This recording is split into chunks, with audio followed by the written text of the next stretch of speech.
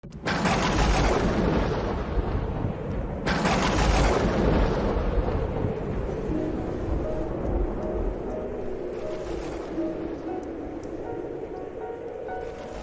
aquel tiempo, los fariseos, al oír que Jesús había hecho callar a los saduceos, se reunieron en un lugar, y uno de ellos, un doctor de la ley, le preguntó para ponerlo a prueba: «Maestro, ¿cuál es el mandamiento principal de la ley?». Él le dijo: «Amarás al Señor tu Dios con todo tu corazón, con toda tu alma, con toda tu mente». Este mandamiento es el principal y el primero. El segundo es semejante a él: amarás a tu prójimo como a ti mismo. En estos dos mandamientos se sostienen toda la ley y los profetas. Palabra del Señor. Gloria a ti, Señor Jesús.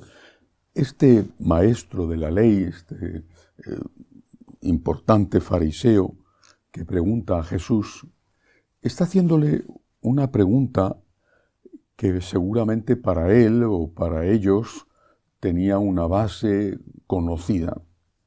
No es así hoy para nosotros. La pregunta por la moral, es decir, ¿qué debo hacer? ¿Qué puedo hacer y qué debo hacer? Son cosas diferentes y complementarias. ¿Qué puedo hacer? Por lo tanto, ¿qué es malo y qué es bueno? ¿Y qué debo hacer? Que a veces incluye ir más allá del mínimo establecido como lo bueno. Pero esa pregunta por la moral requiere algo previo, requiere otra pregunta y requiere, por lo tanto, una respuesta. ¿Por qué? ¿Por qué tengo que hacer las cosas? Sin esa pregunta con su correspondiente y justa respuesta, la moral, los mandamientos, lo que puedo o debo hacer, se puede convertir en una carga, en un peso. ¿Por qué tengo que hacer las cosas? ¿Por qué hay que pagar impuestos? ¿Por qué? La respuesta sería, por un lado, porque tenemos que ser solidarios con las personas más débiles de la sociedad, o porque hay unos gastos comunes que hay que afrontar en cualquier país. ¿Y por qué? Si no pago mis impuestos, puede venir una inspección de Hacienda y ponerme una gran multa. Hay un ¿qué tengo que hacer? Y hay una pregunta previa que se contesta: ¿por qué lo tengo que hacer? ¿Por qué tengo que atender a mi papá o a mi mamá, ancianos, enfermos? ¿Por qué? Esa es la pregunta previa. Luego viene la otra: ¿qué tengo que hacer? Pues tenerles en casa o ponerles una persona que les atienda en su propia casa, o en un caso especial quizá llevarles a una residencia. Pero la pregunta previa es siempre ¿por qué? Esta es la pregunta de la espiritualidad. La primera pregunta nunca es la de la moral. La primera pregunta nunca es ¿qué tengo que hacer? La primera es ¿por qué lo tengo que hacer? Por eso, cuando decimos que primero tiene que producirse el encuentro con Cristo, no estamos diciendo que las consecuencias de ese encuentro no tengan que estar claras, pero lo que sucede cuando no se ha producido ese encuentro con Cristo es que la moral se convierte en una carga, y a veces una carga insoportable. Y este es un problema que tienen, creo yo, la mayoría de los católicos practicantes. La pregunta en la que tenemos que insistir ofreciendo la respuesta adecuada es esta otra: ¿por qué tengo yo que hacer las cosas? ¿Por qué? Repito, quizá aquellos fariseos lo tenían claro: porque Dios es el Todopoderoso, porque Dios es el Creador, o incluso, por lo menos muchos de ellos, porque Dios me ama. Y los fariseos que creían en la resurrección, no así los saduceos, los fariseos podrían contestar: porque si no voy a ir al infierno. Bueno, ¿por qué yo tengo que cumplir una ley moral, los mandamientos de Moisés, la imitación de Cristo. ¿Por qué? Es la pregunta de mi vida. Y es la pregunta que cada uno de nosotros tiene que hacerse, sobre todo cuando lo que tenemos que hacer es costoso, representa un sacrificio. Si no hay eso, si no hay esa base, esa motivación espiritual, lo otro, insisto, es una carga que no entendemos y que consideramos opresora y a veces insoportable. ¿Por qué tengo que amar a Dios? ¿Por qué? San Juan lo contesta perfectamente. Dios nos amó primero.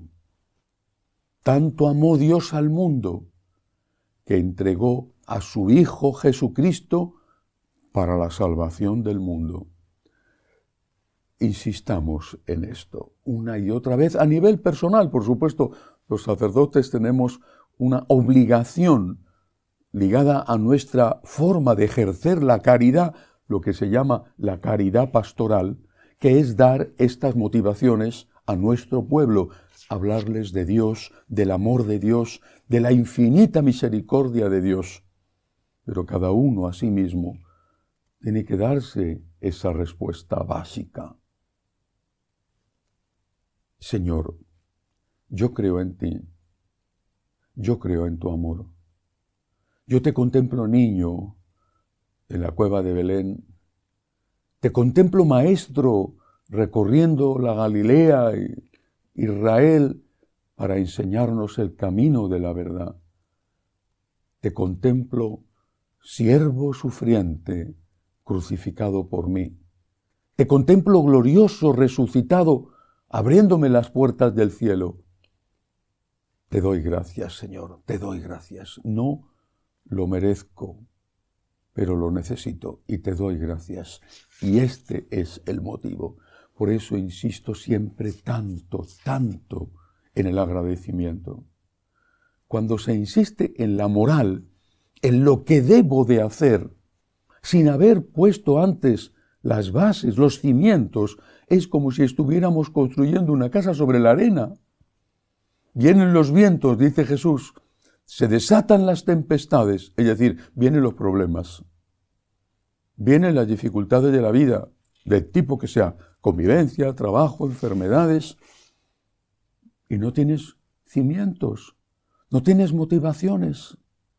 Santa Teresa de Jesús, que de esto sabía muchísimo como maestra espiritual, les decía a sus monjas, mirad el crucificado, meditad sobre la pasión.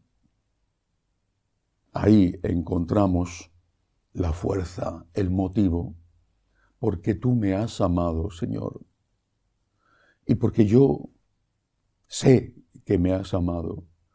Y no solamente con tu encarnación desde la concepción en el vientre virginal de María hasta la ascensión al cielo, no solamente entonces, en mi vida cotidiana, porque tú me amas, porque tú me has amado, porque tú me salvas, porque tú me perdonas.